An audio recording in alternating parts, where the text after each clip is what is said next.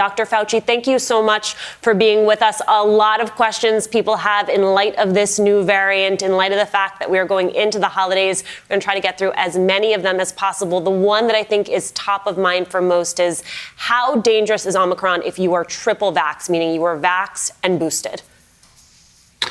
Well, certainly you have a considerable degree of protection. We know now from studies that have already been done with more to come that if you are vaccinated without a boost, you have a diminution in the protection to Omicron when you talk about, for example, the level of antibodies. But that is very nicely reconstituted with a boost. So you can feel reasonably comfortable that all of the things being equal, that you would not get seriously ill if you get infected. There will be breakthrough infection. This is an extraordinary virus that has an amazing capability of being transmitted from person to person. But with a double vaccination of an mRNA followed by a boost, the protection against serious disease is considerable. So that is good news. It's bad news that we're dealing with such an extraordinary virus and its ability to essentially surge through the country the way it's doing right now. You know, there's 73% of the isolates are now Omicron, where just a week and a half ago, there was just literally a few percent. This is a very, very transmissible virus.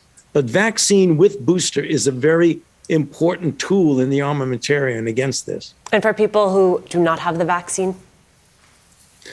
Well, they're going to be very vulnerable. That's the reason why I worry so much about people who still to this point refuse to get vaccinated. When you're dealing with any SARS-CoV-2 or COVID-19 virus, it's a problem. When you're dealing with one that spreads so rapidly and you are unvaccinated, the virus is going to find you.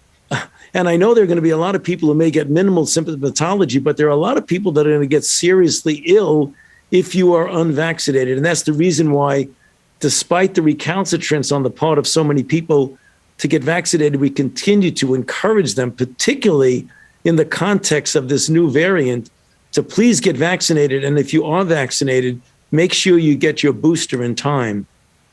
Dr. Fauci, you know very well there are people right now deciding whether or not they're going to get on planes so they can be with their families for the holidays. What should go into that calculus? What's your advice?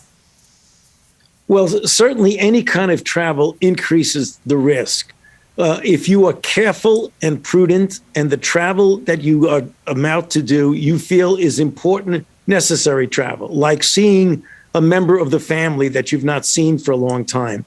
If you are vaccinated and boosted and the people that you are visiting are vaccinated and boosted, you can get on a plane and travel so long as you're very prudent when you're at the airport of wearing a mask. Remember, there's nothing that is completely risk-free, but by being vaccinated, by being boosted, and by being prudent in mask wearing, you dramatically diminish the risk of getting infected and certainly of getting a severe illness. Another sensitive question. Let's say you're boosted, you have an elderly or immunocompromised relative also vaccinated, also boosted. Is it safe for you to be with them? Well, what I would do under that circumstance, I would probably go the extra mile to be sure that you're not bringing an asymptomatic infection into the house. And I would get tested a day or so before you actually get in with that vulnerable person. That's something that isn't necessary, as it were.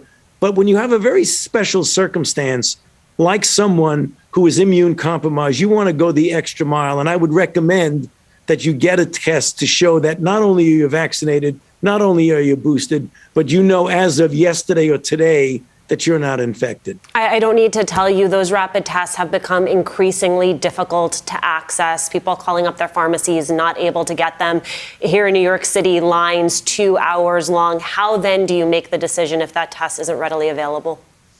Well, then again, it really is a question of your own personal ability or not to assume a risk. Different people have different risk aversions. If you are really very risk averse, and you feel you want to get that extra mile to get the test and you can't get it, you may have to make the tough decision not to expose yourself to that person. Other people feel, you know, vaccinated, boosted, the other person is vaccinated and boosted. I haven't seen them in a long time. I'm going to make a decision to see them. But again, if you possibly can get a test, that would be really very helpful.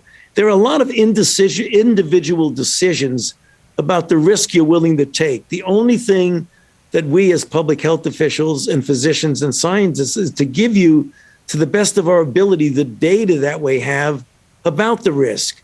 And when you're asking a question that you're asking right now is a totally reasonable question, you can't quantitate it except to say that you will diminish the risk if you get a test and that test is negative. If someone in your family isn't vaccinated, should you ask them not to show up? Yes, I would do that. I mean, I think we're dealing with a serious enough situation right now that if there's an unvaccinated person, I would say, I'm very sorry, but not this time, maybe another time when this is all over. Is the definition of fully vaccinated going to change to include boosters, Dr. Fauci? You know, it very well might. I mean, it's almost a semantic situation. I mean, I want people to understand that when I and my colleagues say optimal protection, particularly against Omicron, is to get your primary vaccinations plus a boost. The semantics of what you're calling fully vaccinated or not for regulatory or requirement purposes doesn't avoid the fact that if you really want to be optimally protected, go get a boost. I've got about 30 seconds left. Dr. Fauci, what steps do you still want to be taken that would effectively get those who have not yet been vaccinated to get on board? Well, I would hope that the realization that we're dealing now with Omicron, that is a very formidable foe in this virus, if you look at the war we're having with the virus, that people would then realize to put aside any ideological consideration about why they may not want to get vaccinated and realizing it's the best thing for you and your family, but also your societal responsibility to not allow yourself to be a vehicle for a spread to someone else who might be very vulnerable, who might get seriously ill.